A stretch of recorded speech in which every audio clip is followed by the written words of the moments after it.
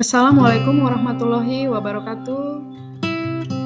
Saya Nur Haji Jagul Tom, calon guru penggerak Angkatan 4 Kota Pematang Siantar, kali ini memasuki demonstrasi konstekstual modul 3.1A.7 pengambilan keputusan sebagai pemimpin pembelajaran. Didampingi oleh Bapak Dr. Andes Casri sebagai fasilitator dan Ibu Erlina Wati Damanik sebagai pengajar praktik.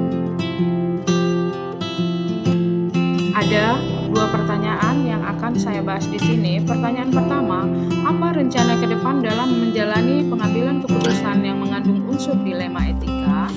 Bagaimana Anda bisa mengukur efektivitas pengambilan keputusan Anda dan siapa yang akan membantu atau mendampingi? Baik, di sini saya mulai menjawab langkah-langkah awal yang akan saya lakukan untuk memulai pengambilan keputusan berdasarkan pemimpin pembelajaran adalah sebagai berikut, yaitu langkah pertama, saya terlebih dahulu akan menganalisis dan menentukan apakah masalah yang saya hadapi termasuk ke dalam dilema etika atau rujukan moral. Langkah kedua, menentukan paradigma apa yang ada pada permasalahan tersebut. Lalu langkah ketiga, saya akan menentukan prinsip yang akan digunakan dalam pengambilan keputusan. Langkah keempat adalah menguji keputusan yang saya ambil melalui 9 langkah pengambilan keputusan, yaitu menentukan nilai-nilai yang bertentangan pada permasalahan yang sedang dihadapi, menentukan siapa saja yang terlibat dalam situasi tersebut, menentukan fakta-fakta yang relevan dalam situasi tersebut,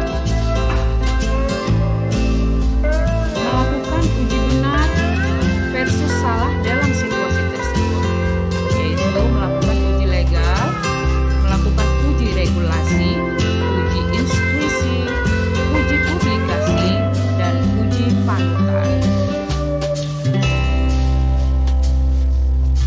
Yang kelima, menentukan paradigma yang terjadi pada kasus yang saya hadapi. 6. Menentukan prinsip yang akan digunakan. 7. Menentukan penyelesaian yang kreatif untuk menyelesaikan masalah tersebut. 8. Menentukan keputusan yang akan diambil. 9. Melihat kembali keputusan yang diambil dan merefleksikan. Dalam pengambilan sebuah keputusan, tentunya kita membutuhkan pertimbangan dengan orang-orang yang terdekat dengan kita, yang mengerti permasalahan yang kita hadapi.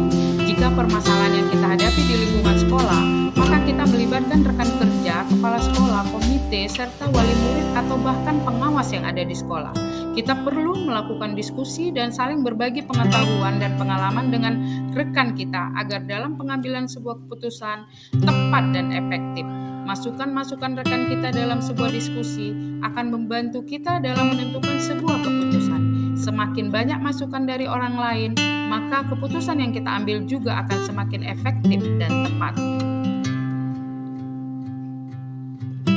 Pertanyaan kedua, bagaimana Anda akan menerapkan pengambilan keputusan seperti ini pada lingkungan Anda, pada murid Anda, dan kolega guru-guru yang lain, dan kapan Anda menerapkannya?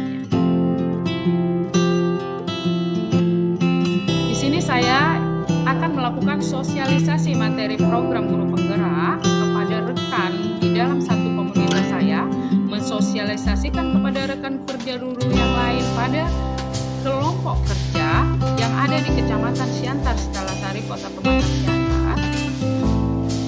Lalu melalui tulisan-tulisan saya juga yang ada di Facebook, channel YouTube, dan berbagai pengetahuan tentang pengambilan keputusan melalui media sosial seperti WhatsApp yang ada di dalamnya grup-grup guru.